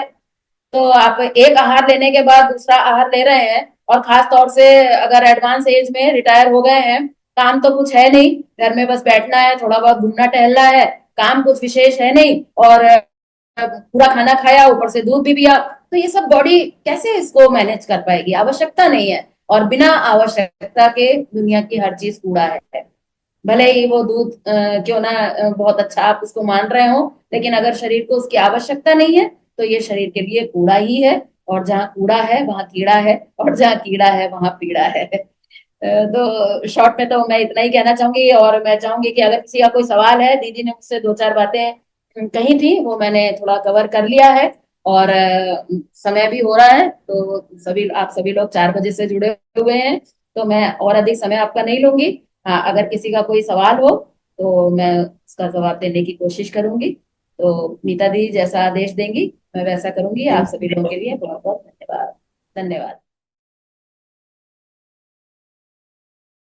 बस मुझे ना वो पत्तियों का जूस नहीं पसंद आता, तो ऐसे च्यू करके खा सकते हैं?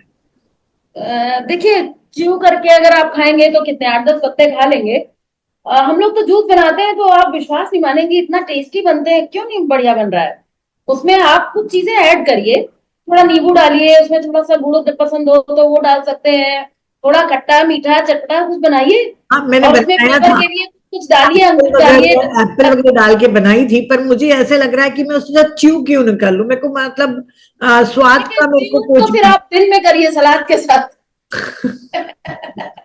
नहीं, आप एम्प्टी स्टमक बोलती है ना, तभी मैं बोली कि मेरे एम्प्टी बिफोर स्टमक तो मील। लिक्विड लिक्विड भी तो चाहिए ना फिर। अच्छा। पहली डाइट तो हमारी लिक्विड भी तो होनी चाहिए ना। तो उस हिसाब से, और चबाने में तो आप कितना लोगे, उतना नहीं हो पाएगा। तो जूस ही बढ़िया है, पर जरूरी नहीं है कि आप 30 दिन ग्रीन जूस ही पिए। 10 दिन पी लीजिए, बाकी 20 दिन कुछ और किसी और चीज का बढ़िया टेस्टी जूस पी लीजिए। लेकिन ये जरूर कहूंगी कि फलों के जूस इतने बढ़िया नहीं है जितना सब्जियों के जूस है। सब्जियों के। हाँ, लग्जेटिव है, बढ़िया सफाई करते हैं उनमें, मिनरल्स वगैरह भी अच्छे हैं। फल जो है, ये फलों का जूस पोषण अच्छा करता है, लेकिन सब्जियों का जूस जो है ये सफाई बढ़िया करता है। हम्म। तो जैसे आपके आश्रम में जो ये हीलिंग के लिए आते हैं लोग, तो कोई स्पेसिफिक डिजीज के लिए आप स्पेशल कोई डाइट फॉलो कराती हैं, या ये जो आप बता रही हैं इसी को ही फॉलो करवाती हैं हर बीमारी के लिए? देखिए, हम लोग ना किसी डिजीज पर काम नहीं कर रहे हैं एक्चुअली, हम लोग बॉडी पर काम कर रहे हैं। हम लोगों का ये एक बहुत खास कॉन्सेप्ट है कि हम किसी भी बीमारी को ठीक नहीं करते, हम पूरे शरीर को ठीक करते हैं। यस। पूरे शरीर के सिस्टम को ठीक करते हैं, पूरे शरीर को ठीक करते हैं। पूरा शरीर ठीक होने से फायदा ये है कि फिर आज जो डिजीज है वो ठीक हो जाएगी तो कल दूसरी आएगी। शरीर ठीक हो गया एक बार अगर, तो फिर ये डिजीज भी ठीक और वो डिजीज भी ठीक। इसलिए हम लोग किसी पर्टिकुलर डिजीज पे काम नहीं कर रहे हैं। कितनी बार ऐसा होता है कि हमारे यहाँ कोई आता है वो डायबिटीज ठीक करने के लिए और ये सब फॉलो करता है, तो वो बाद में आकर बताता है जी हमारे तो घुटने भी ठीक हो गए हैं, जी हमारा तो बीपी भी ठीक रहने लगा है। तो बॉडी को हमें नॉर्मलाइज करना है, बॉडी को हमें अपने शरीर को नॉर्मल कंडीशन में लाना है, ईज कंडीशन में लाना है, इसमें से डिस्क को निकालना है, बस सीधी बात यह है। तो डिस्क को निकालने के लिए ज्यादा मेहनत नहीं करनी है, ईज को लाने के लिए ज्यादा मेहनत करनी है। हम लोग डिस्क से लड़ रहे हैं समझ रही ना आप? यस, हम डिस्क बिल्कुल से लड़ रहे बिल्कुल। हैं, डिस्क से मत लड़िए, ईज को एक्सेप्ट करिए, उसको गेन करने की कोशिश कर रहे हैं। तो हमारे यहाँ सर्दी जुकाम से लेकर कैंसर तक सभी बीमारियों का मेन मेन इलाज तो यही है। कभी कोई पर्टिकुलर केस होता है तो उसमें थोड़ा सा एक्सपर्ट ओपिनियन फिर हम डॉक्टर साहब देते हैं, और उन्हीं लोगों को देते हैं जो कम से कम हमारा 7 दिन का एक शिविर कर चुके हो और कुछ समय से फॉलो कर रहे हैं, पहले से थोड़ा फॉलो कर रहे हैं। ऐसे लोगों को कोई तकलीफ होती है तो हम लोग उनको फिर थोड़ा एक्सपर्ट ओपिनियन भी देते हैं, थोड़ा उपवास वगैरह बताते हैं, थोड़ा अलग ढंग से भी कराते हैं। 21 दिन का केवल कच्चे पर उपवास कराते हैं, कभी कभी 8 से 10 दिन केवल जूस फास्टिंग कराते हैं। तो बाकी मेन और एवरेज जो है वो हमारा सिस्टम ये। आपने दो चीजों पे ज्यादा वो किया, फोकस किया, दूध पे और नींद पे। तो पहला मेरा क्वेश्चन दूध पे होगा। दूध के लिए हम लोगों को जैसे हमारा रूटीन ही है, तो नींद से उठते बराबर सबसे पहले चाय। तो दूध दूध की बनी हुई ही चाय लेते हैं। तो वो हमारे लिए कितनी नुकसानदेह है सुबह सुबह चाय पीना? ठीक है, दूसरा भी पूछ लीजिए, एक साथ ही बता दूंगी। हाँ जी, आपने नींद पे बोला। नींद में जैसे मेरी एक कजिन है, वो उन लोगों को नींद नहीं आती है, तो वो फिर एनर्जी कैसे लेती है? वो कहाँ से लेते हैं फिर? उनका कैसे, मतलब उनकी दिनचर्या तो पूरा बिगड़ जाती होगी। बिल्कुल बिल्कुल, मैं बताती हूँ। जी। पहला सवाल आपका दूध का है, तो देखिए चाय, अब दूध के नाम पर चाय आ गई बीच में अच्छा हुआ आ गई। जी। जी। कि जब हम कह रहे हैं कि सुबह से 14-16 घंटे, 12-14 घंटे कुछ नहीं लेना है, और उसके बाद जो फर्स्ट डाइट है, अगर वो फर्स्ट डाइट खाली पेट अगर हमारे पेट में चाय गई अगर, तो ये व्यक्ति कभी भी थकावट मुक्त नहीं हो सकता, कभी हो ही नहीं सकता। क्योंकि चाय जो है, ये दूध का विषय तो छोड़िए, अभी अभी चाय में जो दूध पड़ रहा है उसको तो अभी छोड़िए। अभी तो हाँ। केवल चाय की अगर मैं बात करूं तो चाय दुनिया की सबसे एसिडिक चीज है, और हमें अपनी बॉडी को एल्कलाइन बनाना है। इसलिए चाय तो जितनी जल्दी हो सके इसको छोड़ दिया जाए तो अच्छा रहेगा। रोज रोज क्या एक ही जैसे स्वाद की वही चाय पीते हैं, गर्मियों में भी देखा मैंने लोगों को चाय पीते रहते हैं। और हमारे गुरु जी कहते थे कि चाय पीते हैं और अपने कलेजे को जलाते हैं लोग, इससे अच्छा है कि कलेजे को ठंडक देने वाला कोई बढ़िया जूस पिया जाए, कितना कलेजे को ठंडक मिलती है। तो ये चाय तो देखिए ठीक नहीं है, फिर भी मेरे कहने से तो कोई छोड़ नहीं देगा इसलिए हम लोग लोगों से कहते हैं कि भाई अगर तुम्हें पीनी ही है, तुम ना मानोगे नहीं, अगर तुम्हें पीनी है तो सुबह सुबह तो प्लीज मत पियो, शाम को पी लो, जी। थोड़ी पी लो आधा कप पी लो। और जहां तक बात है कि चाय में पड़ने वाले दूध की, तो चाय में दूध का नुकसान मैं उतना नहीं कहूंगी, क्योंकि चाय में बहुत थोड़ा दूध पड़ता है। तो मेन जो उसमें नुकसान है चाय की, जहां तक बात है, तो उसमें नुकसान चाय का ज्यादा है। हर्बल टी हम लोग, जैसे बहुत सर्दी होती है यहाँ मेरठ में, तो हम लोग हर्बल टी लेते हैं, तो उसमें जरा सा दूध डाल देते हैं, इतना कोई मना नहीं है। लेकिन वो जो हम गिलास भर के दूध के नाम पर जो दूध पी रहे हैं, उसके लिए मैं मना कर रही हूँ कि उसकी आवश्यकता नहीं है। तो चाय में अगर थोड़ा बहुत दूध चला गया तो दूध का नुकसान उतना नहीं है जितना चाय का है, चाय की पत्ती का है। इसलिए हर्बल टी वगैरह ले ले, और कोशिश करें कि उसमें भी, अगर सर्दियों में तो बहुत बढ़िया तरह तरह के तुलसी अदरक वगैरह का कितने अच्छे अच्छे काढ़े वगैरह बनते हैं, इतने आजकल मार्केट में भी बहुत टेस्टी और बड़े अच्छे अच्छे हर्बल चाय उपलब्ध हैं। तो वो ले लीजिए। चाय तो ठीक नहीं है, चाय लेकर फिर स्वास्थ्य की कामना करना थोड़ा बेईमानी होगी। और जो दूसरी बात आपकी नींद की है, तो आपने बिल्कुल सही कहा कि जिन लोगों को नींद नहीं आ रही है, तो उनका आप ये देखिए ना, एनर्जी लेवल है नहीं, वो अपना काम कर नहीं पा रहे, स्टेबल नहीं हो पा रहे हैं, डिप्रेशन में चले जाते हैं, बिस्तर पकड़ लेते हैं, तो एनर्जी उनको नहीं मिल पा रही है। फिर भी अगर उन्हें जिंदा रहना है, भगवान ने अगर उन्हें उम्र दी है, तो हर नींद ना आने वाले को, उसको भी भगवान के की उस पर भी इतनी मेहरबानी तो है कि चाहे कुछ 10 मिनट की आए, 5-10 मिनट की आए गहरी नींद, कुछ तो आती है, उसको पता नहीं चलता है, लेकिन कुछ क्षण की तो आती ही है। और उससे ही वो चल रहा है, उसी के दम पर चल रहा है। अदरवाइज तो अगर उतनी भी ना आए तो इंसान जिंदा ही नहीं रह सकता है, नहीं रह एनर्जी सकता, हो राइट। जाएगी उसकी। तो ये बात है। और बाकी ये कितनी एनर्जी गेन करनी है, ये हमारे ऊपर है, कितनी बढ़िया हमको नींद आती है, कितना बढ़िया हमारा मेडिटेशन है। मेडिटेशन करेंगे तो अच्छी नींद आएगी, हमारा खान पान अच्छा होगा तो अच्छी नींद आएगी। कोई स्ट्रेस है, तनाव है, स्वार्थी व्यक्ति होगा तो वो हमेशा टेंशन में रहेगा, तनाव में रहेगा। इसलिए हम लोग स्वार्थ छोड़ने की भी बात लोगों को सिखाते हैं कि भाई थोड़ा सुख फेंको, सुख बांटो, इसकी भी बात हम लोग करते हैं। आज इस विषय को हमने नहीं लिया है।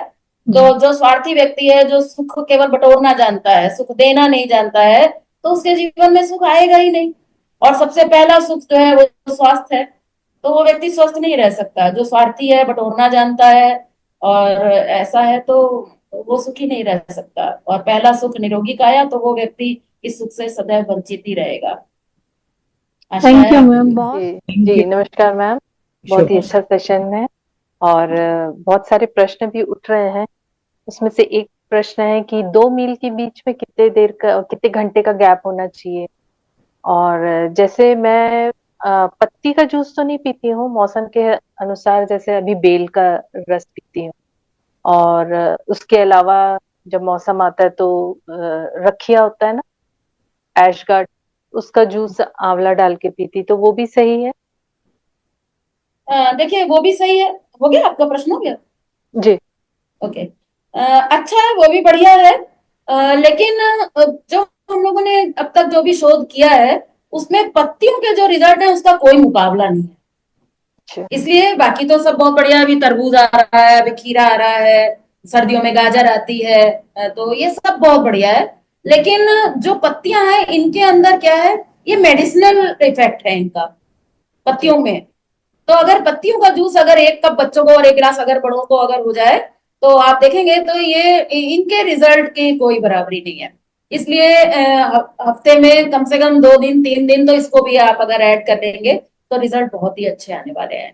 ठीक है ना। जैसे बेल जी। है, तो बेल बहुत अच्छा है, पेट के सभी रोगों के लिए बहुत अच्छा है। लेकिन हम्म। जो पत्तियां हैं, ये पत्तियों में कंप्लीट सब कुछ है, मिनरल्स भी है, विटामिन भी है, सब कुछ एकदम कंप्लीट है। और लग्जेटिव है, सबसे बड़ी बात लग्जेटिव है।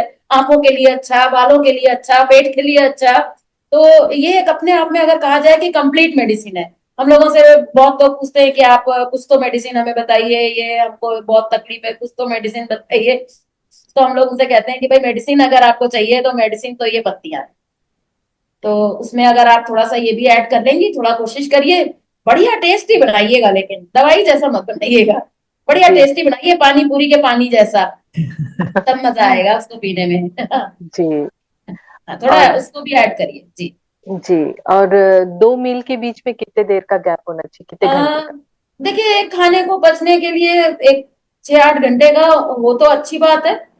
और ये घड़ी घड़ी बार बार कुछ कुछ मुंह में डालना, ये अच्छी आदत नहीं है। इसलिए हम लोग तो इसी तरह से बताते हैं कि आप 11 बजे एक बार जूस ले लो, और लगभग 1 से 1:30 के बीच में आप ये पकवाहार ले लो। और शाम को 4-5 बजे के बीच में, क्योंकि आपने जो कच्चा लिया है ये आसानी से बड़ी जल्दी पच जाता है, तो आप देखेंगे कि भूख लगाएगी। खाना खा लेते हैं तो रात तक भूख नहीं लगती फिर। तो जी कच्चा जब आप खाएंगे तो 4-4:30 बजे तक आपको थोड़ा सा डिमांड होगी। उस टाइम पर बहुत थोड़ी मात्रा में कुछ स्नैक्स ले लीजिए, अपनी पसंद का ले लीजिए कुछ भी। और फिर रात का खाना ले लीजिए। लेटेस्ट बाई 9 हो जाए तो अच्छा है। जी। बाकी अपने और अपने रूटीन के हिसाब से। जी, ड्राई फ्रूट्स का आपने कुछ बताया नहीं, ले सकते हैं कभी ड्राई फ्रूट? ड्राई फ्रूट ले सकते हैं, but most of the dry fruits जो है ना वो एसिडिक है। तो इनका प्रयोग बिना भिगोए ना करें तो अच्छा है। जैसे काजू बादाम अखरोट ये सब जो है ये एसिडिक है। तो इनका जी प्रयोग भिगो कर करें तो अच्छा है। उसका पानी फेंक दें, बादाम का छिलका उतार लें, ऐसे करके प्रयोग करें तो बहुत अच्छी चीज है। और बाकी अंजीर है, मुनक्का, किशमिश और खजूर, ये सब चीजें जो है ये अल्कलाइन है। तो इनका प्रयोग बहुत अच्छा है। ड्राई फ्रूट आप ले सकते हैं। कुछ सीड्स का प्रयोग भी अपने सलाद जो हम दिन में बनाते हैं उसमें कुछ सीड्स वगैरह भी ऐड कर सकते हैं, वो भी बहुत अच्छा रहेगा। इसके भी बहुत अच्छे रिजल्ट्स। बाकी जब फ्रेश फूड फ्रूट मिल रहा है तो ड्राई फ्रूट का कोई खास महत्व है नहीं। पर फिर जी। भी अच्छा है तो ले सकते हैं, उसमें बुराई नहीं है। ठीक है। Thank you ma'am. Thank you. तो इसमें जैसे आपने सीड बताया, सीड को तो पानी में भिगोने की जरूरत नहीं, क्योंकि अभी बहुत ज्यादा हम लोग भी पंपकिन सीड, सनफ्लावर सीड और हाँ ठीक है, कोई नहीं, थोड़ा रोस्टेड भी है तो कोई दिक्कत नहीं है, थोड़ा ले सकते हैं। उसको ऐसे ही ले सकते हैं ना, ये उसको सीड्स जो भिगो। है ना ये B12 के लिए बहुत अच्छे हैं। वैसे तो हम लोग जो सीड्स ले रहे हैं, जैसे अंकुरित जो ले रहे हैं वो भी सीड्स ही हैं, है हम्म। ना। तो वो भी अपने आप में कंप्लीट है, बट उसमें और ऐड कर सकते हैं सीड्स, अच्छा ही है, उसमें कोई बुरा नहीं है। क्योंकि B12 की कमी आजकल लोगों में बहुत हो रही है, तो उसके लिए सीड्स काफी अच्छा एक ऑप्शन, तो यूज करिए, बढ़िया है। Thank you. और एक ने यूट्यूब में पूछा है कि लौकी के साथ करेला का बना के जूस पी सकते हैं क्या? करेला तो खुद ही करेला, उसमें क्यों कुछ और मिला के उसकी क्वांटिटी को बढ़ाना है। हाँ वैसे मिला सकते हैं, हम लोग भी लोगों को बताते हैं डायबिटीज में, हम लोग कंपलसरी बताते हैं, इसमें हम लोग खीरा बताते हैं। लौकी से अच्छा खीरा रहेगा, क्योंकि खीरे में पानी की मात्रा ज्यादा है। तो ये थोड़ा खीरे को डाइल्यूट करने में मदद करेगा। जब आप लौकी मिलाएंगे तो लौकी थोड़ी का जूस जब उसमें मिलेगा ना तो वो थोड़ा गाढ़ा बन जाएगा जूस। तो वो जरा अंदर लेने में थोड़ा कष्ट होगा। खीरा जब आप मिलाएंगे, और बल्कि उसमें एक टमाटर भी मिला लें। हम लोग कहते हैं कि 2 करेला 2 टमाटर और 1 खीरा, ये कॉम्बिनेशन बढ़िया है। और उसमें कभी भी नमक मत डालिएगा, नमक डालेंगे तो और कड़वा हो जाएगा।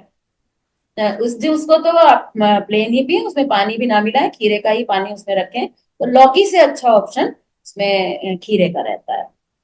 ठीक है। डायबिटीज के लिए बहुत अच्छा है, घुटने दर्द, कमर दर्द, इन सब चीजों के लिए भी बहुत अच्छा और जैसे अभी आपने प्रोटीन की बात की कि प्रोटीन एक्स्ट्रा नहीं लेना है, तो ऐसे आहार में जैसे चना वगैरह का उपयोग नहीं करना चाहिए, क्योंकि है। किसका वेजिटेरियन लोग के लिए। हाँ, किसका प्रयोग?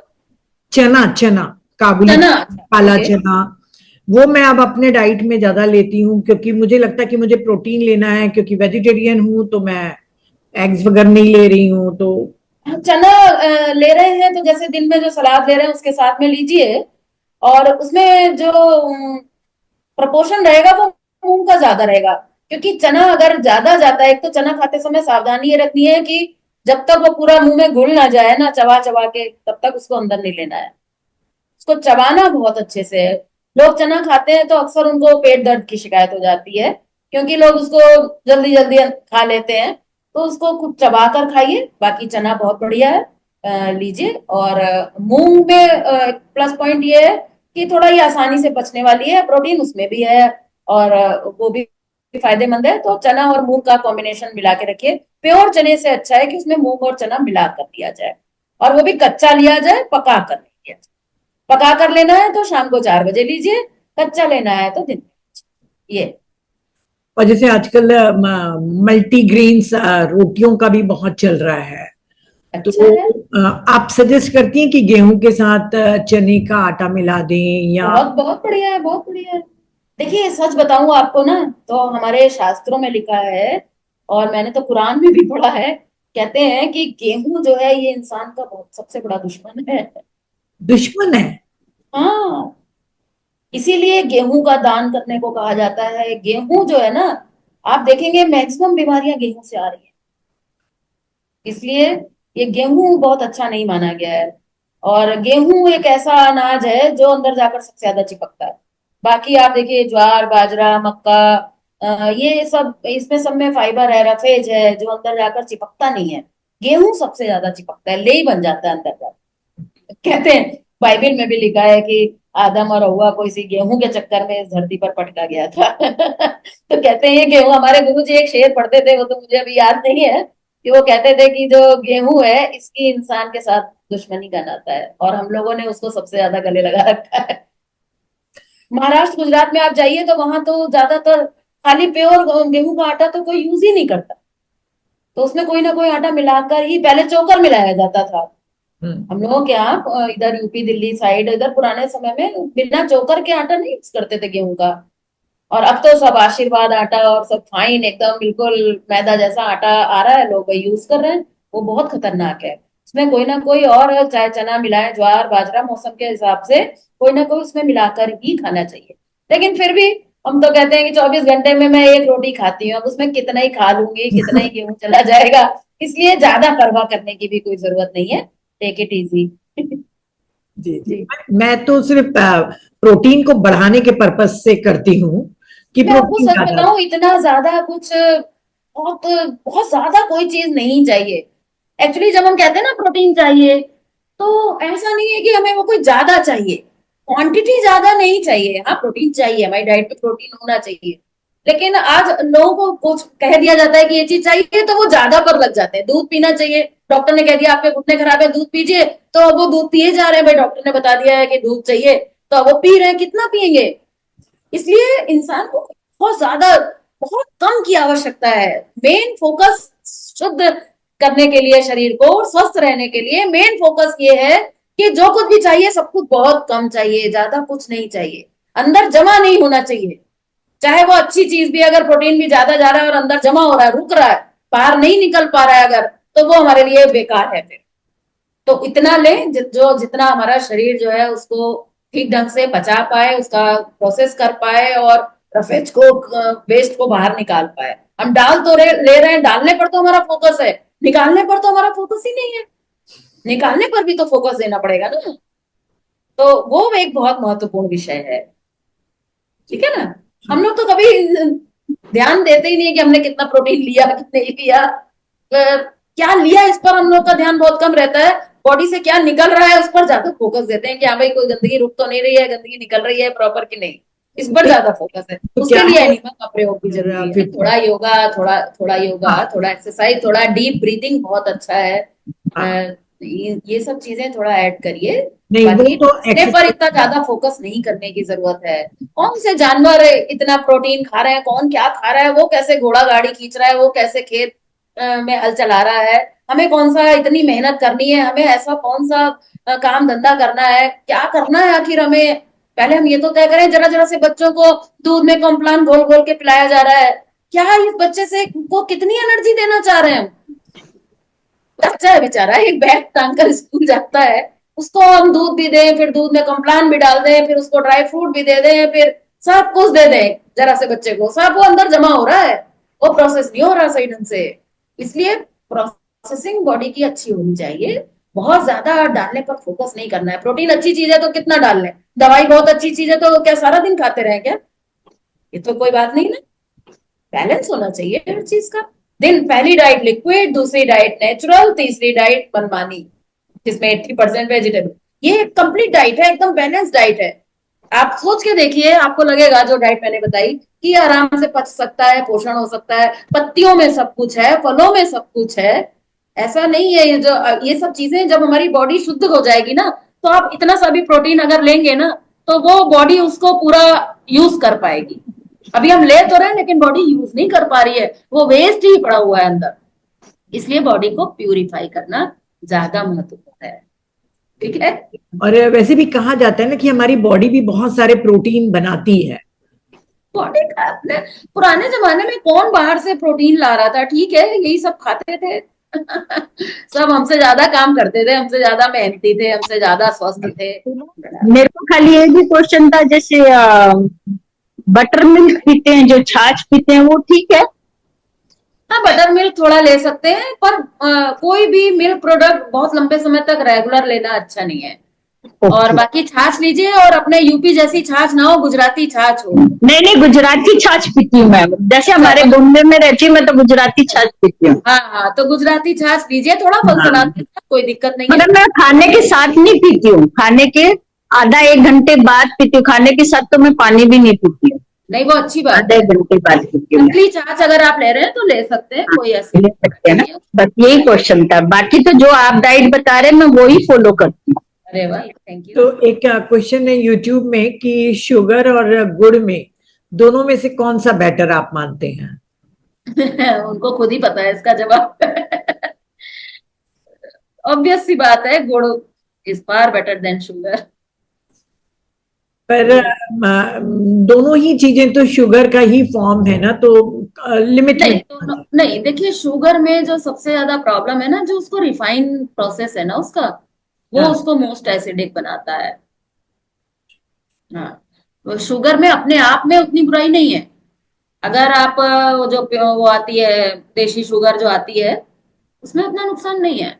ब्राउन नुकसान है शुगर। शुगर का जो प्रोसेसिंग हो रही है ना आजकल, जो उसकी क्लीनिंग होती है, जो उसकी उससे वो एकदम जहरीली हो जाती है। इसलिए शहद का इस्तेमाल करें, गुड़ का इस्तेमाल करें, बहुत बढ़िया रहेगा। बाकी देसी शक्कर होती है, वो इस्तेमाल करें, कोई दिक्कत नहीं है। Okay, thank you. दीदी आप इन सबको बोलिए कि नारायण प्रश्नोत्तरी पढ़ें। अच्छा जी, आप ही बोल दो। हमारी नारायण मैगजीन प्रश्नोत्तरी निकलती पढ़िए। है, आप सभी को बताना चाहूंगी, हमारी मंथली मैगजीन निकलती है, जिसमें ये सारी हाँ, जनरल चीजें हम लोग देते रहते हैं। तो वेबसाइट से आप उसको डाउनलोड करके पीडीएफ फॉर्मेट में आप निकाल सकते हैं, मोबाइल पर, लैपटॉप पर पढ़ सकते हैं, या फिर उसका प्रिंट आउट निकलवा सकते हैं। अदरवाइज ऑनलाइन आप उसको सब्सक्राइब भी कर सकते हैं। मैंने आपकी बात को और पहुंचा दिया इसमें है। पत्तियों का जूस रेगुलर आता है कि कैसे बनना है? हाँ, उसमें रेसिपी सब नहीं आती है रहती दीदी, है। हाँ, बिल्कुल, यस समय यस। तो समय सबको इजी होगा, सबके लेवल पर भी जानना। सेवा और सुमिरन तीनों हाँ, चीजें हमारी पर्सनालिटी को ग्रूम करती हैं। बिल्कुल। पिछले लेक्चर में सेवा को लिया था, इसलिए आज इसको नहीं लिया। तो वो पूरा सब्जेक्ट एक बार हम ले चुके हैं आपके साथ। आगे फिर भी कभी मौका होगा तो समय समय पर तीनों विषय ही लेते रहेंगे, ठीक है ना। बिल्कुल बिल्कुल, थैंक यू जरूर हमारी दीदी। वेबसाइट पर डाउनलोड कर सकते हैं आप। पूरे 12 महीने की मैगजीन उस पर रहती है। नई आती है तो वो पुरानी से रिप्लेस हो जाती है, 12 महीने की मैगजीन। और मोबाइल एप्लीकेशन भी है, यूट्यूब चैनल है, IASS मेरठ के नाम से यूट्यूब चैनल है, और IASS के नाम से ही मोबाइल एप्लीकेशन भी है। तो जो लोग भी यूज करना चाहें कर सकते हैं, वहां से मैगजीन फ्री में डाउनलोड हो जाएगी, आराम से पढ़िए। दीदी जीवनी शक्ति कैसी जगह डाला है यूट्यूब पर? जीवनी शक्ति कैसे जगह है यूट्यूब पर, हमारी जो मेन बुक है दीदी नीता जी, हाँ, जो हमारी स्वास्थ्य से संबंधित, आहार से संबंधित जो प्रमुख किताब है, जीवनी शक्ति कैसे जगह है, वो किताब हमारे यूट्यूब चैनल पर ऑडियो वर्जन में भी है। तो उसको भी वहां से भी सुनकर भी लोग लाभ ले सकते हैं। बहुत बढ़िया किताब है, इस किताब ने लाखों लोगों के जीवन को बदला है, एकदम माइंड चेंजिंग बुक है। तो उसका ऑडियो वर्जन है, गाड़ी में जा रहे हैं तो लगा लिया, घर में बैठे हैं तो चला लिया, ऐसे करके उसको सुने, ताकि माइंड चेंज होना चाहिए yes। जी। पर श्यामा दीदी, आपकी वाणी में ही इतनी ताकत है कि लोग को आप ट्रांसफॉर्म कर देती हैं, लोगों को आप नहीं नहीं, healing अरे में कुछ मदद नहीं, कर बड़ा देती मुश्किल हैं। है, लोगों को बदलना आसान काम नहीं है जी। नहीं नहीं नहीं, बहुत बहुत मैं देखती हूँ कि आपका मतलब जो बोलने का तरीका है, जो समझाने का तरीका है ना, वो बहुत रेयर लोगों में होता है। और आप इतने Thank you। अच्छा काम कर रही हैं, क्योंकि पहला सुख निरोगी काया, जैसे आप बोलती हैं, वाकई कितना भी धन पड़ा हो, अगर स्वास्थ्य नहीं है तो वो धन भी, परिवार बिल्कुल भी, रिलेशनशिप भी व्यर्थ लगते हैं। बिल्कुल तो बिल्कुल। उसके लिए जो आप काम कर रहे हैं वो तो बहुत ही सराहनीय है। और थैंक यू। मैं चाहती हूँ कि हमारे यहाँ के लोगों को भी आप अपने नेक्स्ट प्रोग्राम जो होने वाले हैं आपके मेरठ में, वो जरूर अभी हमारे यहाँ 7 दिन का शिविर लगने जा रहा है जुलाई में, 4 से 10 जुलाई। 4 से 10 जुलाई। 4 से 9 जुलाई, 6 दिन का ये शिविर रहेगा। और 10 जुलाई को गुरु पूर्णिमा है। तो हम्म। इस तरह से करके 7 दिन का प्रोग्राम रखा है। तो अगर कोई 6 दिन के लिए भी आना चाहे तो रजिस्टर कर सकते हैं। इसका फॉर्म 1-2 दिन में वेबसाइट पर अपलोड हो जाएगा, और आप चाहेंगी तो मैं आपको भी शेयर कर दूंगी। अगर कोई पूरा इस सिस्टम को पूरी तरह से सीखना और समझना चाहता है तो वो इस शिविर को अटेंड कर सकते हैं। हमारे मेरठ के यही आश्रम के कैंपस में ही होगा। तो दीदी आप अपने YouTube चैनल का नाम भी IASS IASS Meerut official channel, और वेबसाइट का नाम IASS.info। ठीक है ना। ओके, चलिए सबका प्रणाम, सबको प्रणाम।